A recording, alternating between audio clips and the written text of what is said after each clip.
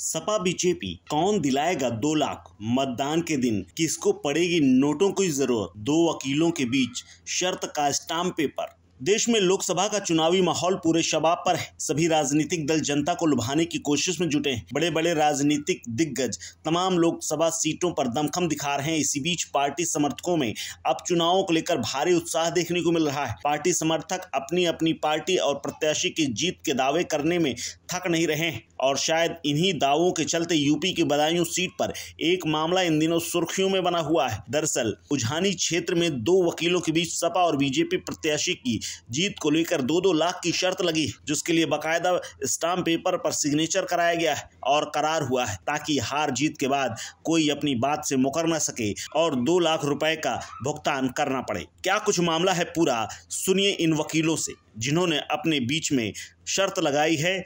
गवाह और तमाम जानने वालों के सामने स्टाम्प पेपर पर साइन किए हैं। वकील साहब, आज ये लोकसभा चुनाव को देखते हुए भाजपा और सपा के प्रत्याशी के ऊपर जो शर्तें लगाई गई हैं, तो क्या है ये पूरा मामला? देखिए, ये जो चुनाव है ये राष्ट्र को आगे ले जाने का चुनाव है। ये नरेंद्र मोदी जी को तीसरी बार देश का प्रधानमंत्री बनाने का चुनाव है। जिस तरीके से नरेंद्र मोदी जी ने हिंदुस्तान को पूरी दुनिया में जो मान सम्मान दिलाया है, जो हिंदुस्तान की ताकत पूरी दुनिया में बढ़ाई है, उसको देखते हुए हमें नरेंद्र मोदी जी को तीसरी बार देश का प्रधानमंत्री बनाना है।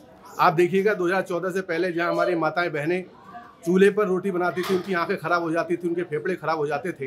क्योंकि नरेंद्र मोदी जी गरीब के बेटे हैं, गरीब के दर्द को समझते हैं, तो उन्होंने हमारी माता बहनों के लिए गैस का चूल्हा देने का काम किया। गरीब को घर में लाइट नहीं थी तो लाइट देने का काम किया, लोगों को आवास देने का काम किया। और हमारा गरीब व्यक्ति जो इलाज के अभाव में दम तोड़ देता था, उसको आयुष्मान योजना से 5 लाख रुपए महीना, 5 लाख रुपए की जो स्वास्थ्य की योजना है वो देने का काम किया। ये बहुत सारे काम, आवास योजना और दुनिया भर की तमाम योजना जो मोदी जी ने दी, इसलिए आज हमारा देश को उन्नति मिली है, हमारा देश मजबूत हुआ है। वकील साहब, लोकसभा चुनाव नज़दीक आ गया है और लोकसभा चुनाव को देखते हुए अपने अपने प्रत्याशियों पर शर्तें जो लगाई गई हैं, तो क्या है मामला?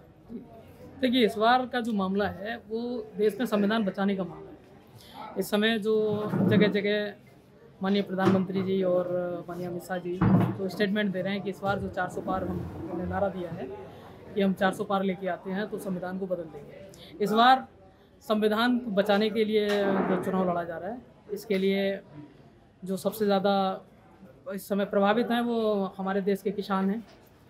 बाकी बेरोज़गारी अहम मुद्दा है। बाकी जो समान शिक्षा की ये बात करते हैं, समान शिक्षा पे भी कोई काम नहीं हो रहा है। बाकी जो इस समय जो इंटरनेशनल स्कूल हैं उसमें जो किताबें यूज़ की करवाई जा रही हैं उसमें कोई भी एनसीईआरटी की बुक लागू नहीं की गई है। तो इस समय जो महंगाई है वो चरम पे है। छोटा आदमी अपने बच्चों को नहीं पढ़ा पा रहा है। फिलहाल बदायूं लोकसभा सीट की जीत का सेहरा किसके सर सजेगा, ये चुनाव नतीजों के बाद ही साफ हो पाएगा। लेकिन इस मामले में दिवाकर वर्मा ने अपने प्रत्याशी बीजेपी के दुर्विजय साक्ष्य को चुना है, तो सत्येंद्र पाल सिंह ने समाजवादी पार्टी के प्रत्याशी और शिवपाल यादव के बेटे आदित्य यादव की जीत का दावा किया है। बहरहाल अब 4 जून को साफ हो जाएगा कि कौन जीता, कौन हारा और किसे मिले 2 लाख रुपए, क्योंकि दिवाकर वर्मा और सत्येंद्र पाल दोनों अधिवक्ता हैं और दोनों ने स्टाम्प पेपर में साइन किया है। इन दोनों वकीलों का कौन सा प्रत्याशी अपने समर्थक की झोली भरने में कामयाब होगा, किसकी जेब पर पड़ेगा 2 लाख रुपए का असर, ये देखना दिलचस्प होगा। ब्यूरो रिपोर्ट, कालखंड।